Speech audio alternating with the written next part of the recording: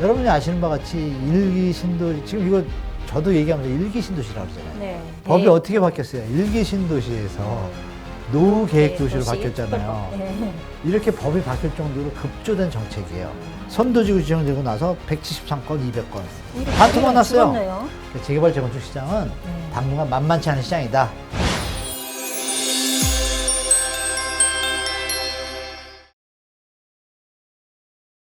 국토부에서 이제 네. 일기 신도시 그 이주 대책을 발표를 했잖아요. 좀 잡음이 그래서 벌써 있죠? 네. 네, 네. 그래서 이 발표대로 과연 진행이 잘 될까요? 네. 1단은 되는데 2단이 안 됩니다. 이 단어는 뭐예요? 1단은 뭐냐면 영구 네. 임대주택을 그좀 짓는다고. 호수를 늘려고 하는데 네. 자, 입주민들이 그 영구 임대주택의 위치에 과연 다 수요가 알맞게 될 것인가? 네. 그러면 안 되는 분들은 어떻게 처리할 것인가? 네. 이런 디테일은 없어요. 일단 대안 공급하자. 중에 하나인 거예요. 네. 그렇기 때문에 완벽한 해결안이 아니잖아요. 그럼 어떤 일이 또 벌어져요? 아니, 누군 집 주고 누군 안 되고 이런 또 사회 문제가 생겨요. 그러니까 이게 첩초삼중이죠. 그래서 원래 안이 뭐예요, 여러분? 여러분 원래 뭐 사이가 오거나 누가 오거나 네. 음식을 미리미리 준비하면 맛있는데 급하게 하면 사고 나잖아요. 사고라기보다는 좀 잘못될 수도 있잖아요. 예. 여러분이 아시는 바와 같이 일기 신도시, 지금 이거 저도 얘기하면서 일기 신도시라고 그러잖아요. 네.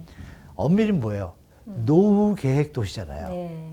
이렇게 법이 바뀔 정도로 급조된 정책이에요. 이 정책이 그냥 놔둬도 분당 일기 신도시들은 30년이 됐기 때문에 그냥 정상적으로 재건축 절차 밟아서 할 수 있는데 네. 굳이 이거를 갖다가 표를 얻겠다고 선거공약으로 분당에 먼저 실시한 것이고 네. 그게 일기 신도시 퍼지니까 딴 데도 그러면 압구정, 미성 이런 데 갑자기 아니 너희들은 일기지만 우린 영기 신도시인데 맞아. 웃기고 있는데 막 이런 얘기 나오고 시작하고 예. 그러니까 저기 부산의 정관 신도시도 예. 뭐야 뭐 이런 얘기를 나오고 이게 난리가 났잖아요. 그러니까 노후계획 도시를 바꿨잖아요. 네, 네. 근데 선도지역은 지금 여기만 정했잖아요. 네.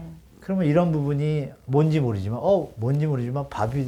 밥을 지으려면 물도 알맞고 솥도 이쁘고 그래야 되는데 뜸도 좀 솥은 줄여야 전기가 안 되는데. 들어오고 네. 밥은 쌀이 좀 이상하고 뭐 이런 여러 가지가 좀 계속 있잖아요. 예. 그러면 그럼 시간이 좀 필요하잖아요. 그죠?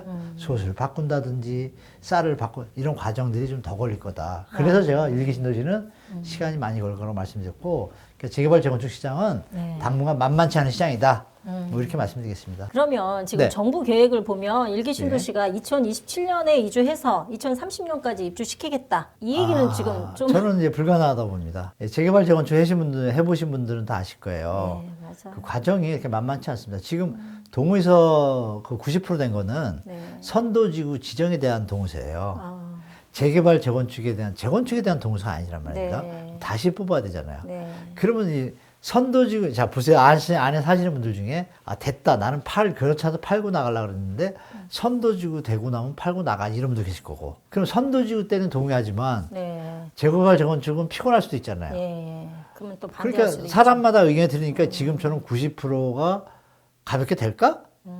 그래서 부랴부랴 그걸 이미 아니까 네. 조합장하고 막 지자체에서 재건축 동의서로 통용되는 거로 하자. 법에도 없는 이런 얘기가 나오는 거예요. 네. 그러면 이거 좀 이상하잖아요, 그림이. 좀 말이 안 될 것 같은데. 뭐가 좀 비정상적인. 예. 자, 시작이 이래요. 그리고 이주 대책도 없고 아시겠지만 지구 단위 계획이 정확하게 나와야 돼요. 지구 단위 계획이 나오려면 이주 수요나 이런 것들에 대한 대안들이 다 되고 현재 사는 분 중에서 거주자도 있지만 네. 임차인도 있잖아요. 그렇죠. 임차인은 어떻게 할까요? 임차인이 이주 대책 대상이에요?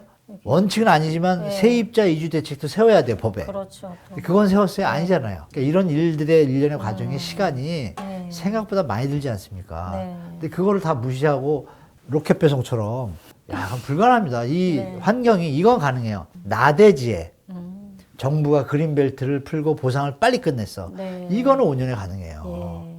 그렇지만 생각해보세요. 군부 시절에 노태우 정부 시절에 네. 거기도 4년 5년 걸렸잖아요. 군부 시절에도. 네. 그러면 지금 어떤 세상인데 이게 5년 만에 불가능하잖아요. 그건 네. 다 알고 있는 얘기고 제가 볼 네. 땐 빠르면 착공이 한 27년, 8년 정도? 빠르면 8년 정도. 빠르면. 그러면 착공이요? 32년 정도는 좀 1년, 2년? 네. 이때 첫 입주는 나올 수 있을 것 같아요.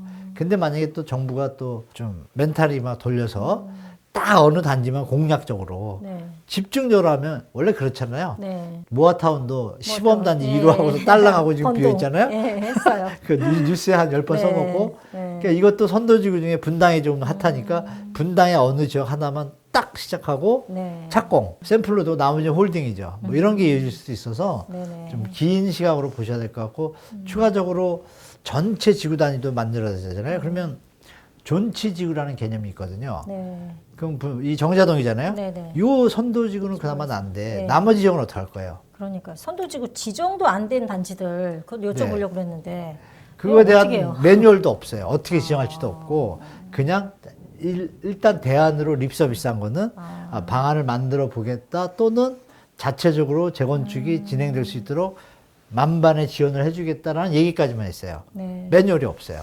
굉장히- 그러면 그 매뉴얼 필요 없습니다. 왜?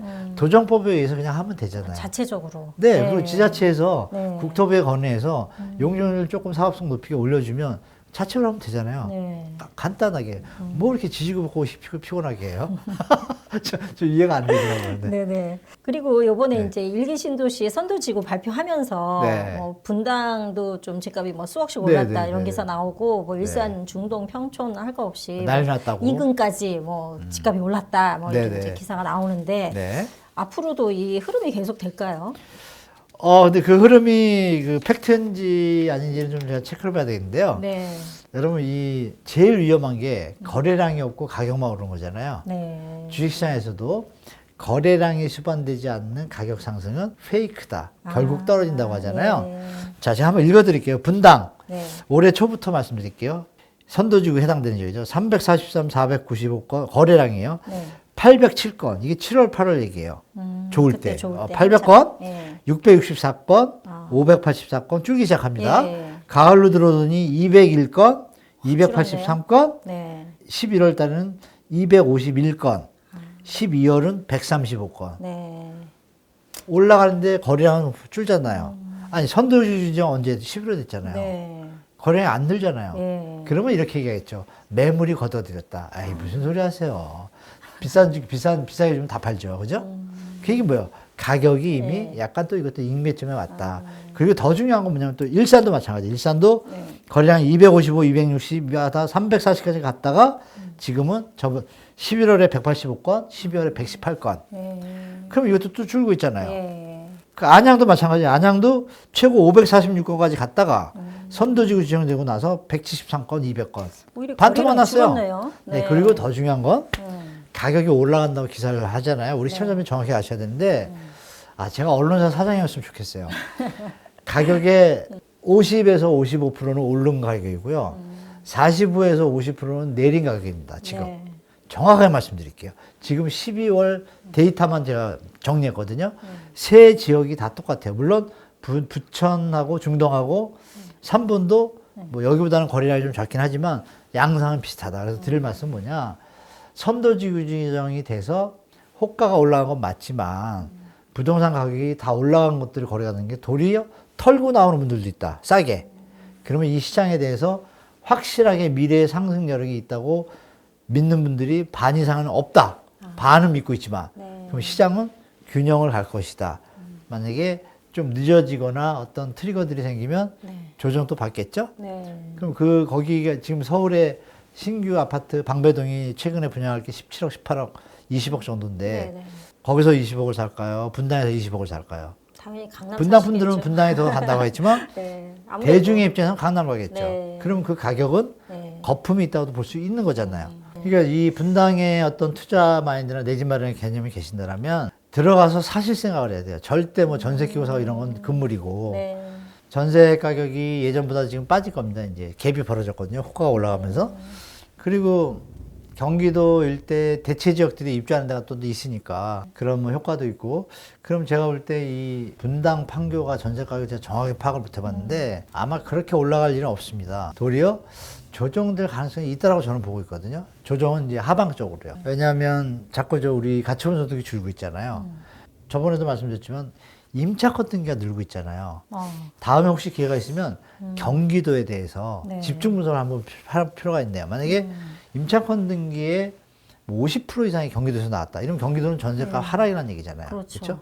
그럼 물론 그것도 또 지역마다 다르겠지만 분명히 그 현상은 전반적으로 퍼질 거다. 그렇게 봅니다, 저는. 네네.